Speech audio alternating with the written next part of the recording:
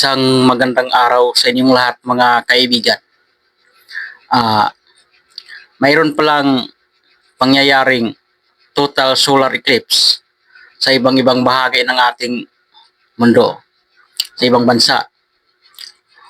Nagkaroon ng isang total solar eclipse sa ilang bahagi ng Europa noong nakaraang Agosto 12, 2026.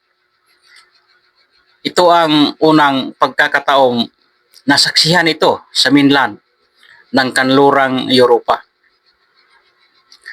mula pa noong 1999.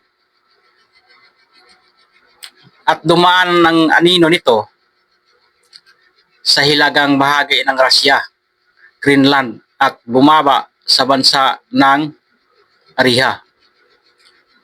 So, hindi lang palang isang bansa ang dinaanan nito, mayroon pa pala. Ito ang unang total solar eclipse sa rehiyon sa loob ng mahigit 25 taon at inaasahan din ang isa pa sa Agosto 2027. Mayroon pa rin palang susunod pero isang taon pa.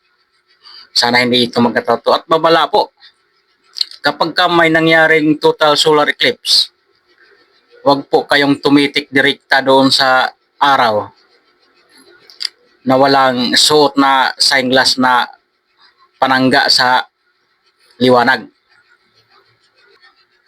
Para sa karagdagang impormasyon at ulat ukol sa nasabing pangyayari, pwede ninyong bisitahin ang time and date para sa opisyal na listahan at mga susunod pang eclipse sa iba't ibang rehiyon. Mag-research lang po kayo para mapatunayan yun na totoo. Maraming salamat po.